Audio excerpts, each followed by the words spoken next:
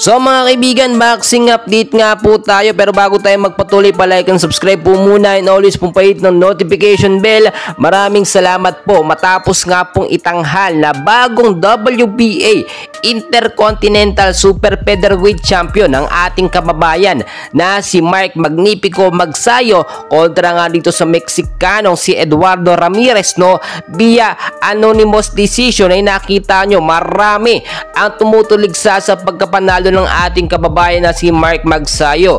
Ang sinasabi nila ay nagkamali nga daw po ang mga judges sa pagbibigay ng scoring, and very obvious naman na pinapabura, no, gusto nila mag-imbenta yung laban. Pero dahil nga po very obvious yung naging laban at kitang-kita naman natin kung papaano tinaob at pinatumba ni Mark Magsayo, no, sa loob lamang ng ilang mga rounds, at nakatayo naman itong si Ramirez, no, ay kitang-kita naman natin walang dapat pagdudahan sa pagkapanalo ng ating kababayan. Talagang nakuha po ni Mark Magsayo ang pagkapanalo kahit ilang investigasyon pa ang kanilang gawin, na hindi po ito sapat na ebidensya para bawiin ang pagkapanalo nito nga pong si Mark Magsayo. Para sa akin mga kaibigan at sa mga ibang sports analyst, no, ang sinasabi nila ay tinusubukan nila kung sakali nga bang makukuha sa bentang laban etong si Mark Magsayo. Well mga kaibigan, karangalan po ng bansang Pilipinas ang pinag-uusapan dito, kaya hindi basta-basta madadala ng pera ang ating kababayan. Well mga kaibigan, sa kabilang balita naman po, naghahanda na ang ating kababayan Casimero Cuadro Alas sa kanyang nalalapit na laban ngayong 2024, at ayon na rin po sa ating nakuhang update, isang laban lamang siya ngayong taon. Hinihintay din po at ibinulgar na po, no, ni Casimero Cuadro Alas na ang kanyang sunod na makakalaban ay wala pang katalo-talo at undefeated.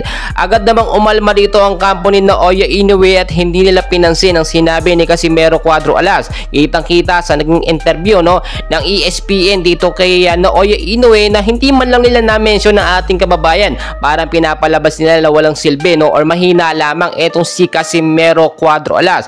Walang sinasay na pagkakataon na itong si Casimero, at nakita naman natin etong kampo ni Naoya Inoue ay umiiwas at ayaw mapag-usapan itong si Casimero Cuadro Alas. Well mga kaibigan, ayaw kasi ni Naoya Inoue, no, na matalo. Gusto pa nga po ang umangat ng dibisyon nito nga pong si Naoya Inoue, no, sa bandang weight papunta po sa featherweight division mga kaibigan, para hindi siya makalaban, no, o hindi siya mapuntahan nitong si Casimero Cuadro Alas. Sa pagkakataon ko ito, hindi naman po agad-agad ganun ang mangyayari. Kinakailangan papatunayan ulit ang Naoya Inoue na talagang undefeated siya, no, at halimaw ng Japan. Well, kung gusto niya mapatunayan labanan niya, no, ang ating kababayan na si Casimero Cuadro Alas, marami nagsasabi si Casimero lang nambo ang putak ng putak dito kay Naoya Inoue, no, nagpapapansin kay Inoue. Well mga kaibigan, no, kahit ang ilang mga sikat nga po na mga boxing coaches alam na malaki ang laban itong si Casimero kontra kay Naoya Inoue. Well mga kaibigan, dahil pa natin kaganapan, so dyan lamang po kayo,